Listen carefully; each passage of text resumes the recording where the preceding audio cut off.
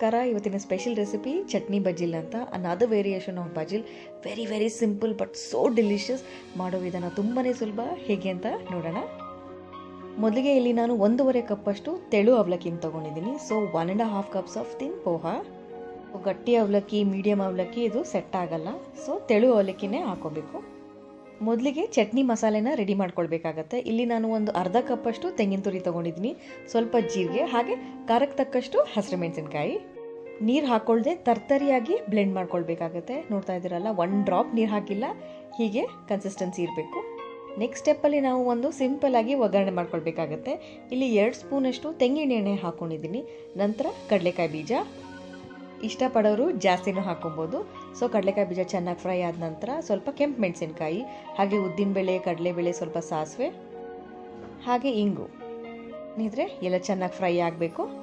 ಸ್ವಲ್ಪ ಹಸಿ ಮೆಣಸಿನ್ಕಾಯಿ, ಹಾಗೆ ಕರಿಬೇವು ಎಲ್ಲ ಚೆನ್ನಾಗಿ ಫ್ರೈ ಆದ ನಂತರ ಚಟ್ನಿ ಮಸಾಲೆ ನಾವೇನು ಮಾಡ್ಕೊಂಡಿದ್ವೋ ಅದನ್ನು ಹಾಕಿ ಚೆನ್ನಾಗಿ ಫ್ರೈ ಮಾಡ್ಕೊಬೇಕು. ಅಟ್ಲೀಸ್ಟ್ 1-2 ಮಿನಿಟ್ಸ್ ಚೆನ್ನಾಗಿ ಫ್ರೈ ಆಗಬೇಕು. ಕೊನೆಗೆ ರುಚಿಗೆ ತಕ್ಕಷ್ಟು ಉಪ್ಪು. ಸ್ನೇಹಿತರೆ, ಉಪ್ಪು ಹಾಕಿದ ನಂತರ ಇನ್ನೊಮ್ಮೆ ಫ್ರೈ ಮಾಡಿಕೊಂಡು ಡೈರೆಕ್ಟಾಗಿ ಅವಲಕ್ಕಿನ ಸೇರಿಸ್ಕೊಬೋದು. ಅವಲಕ್ಕಿನ ಸೇರಿಸಿದ ನಂತರ ಚೆನ್ನಾಗಿ ಮಿಕ್ಸ್ ಮಾಡ್ಕೊಳ್ಬೇಕಾಗತ್ತೆ.